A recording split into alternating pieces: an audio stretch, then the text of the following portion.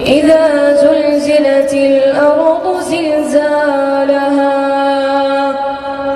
إذا زلزلت الأرض زلزالها وأخرجت الأرض أثقالها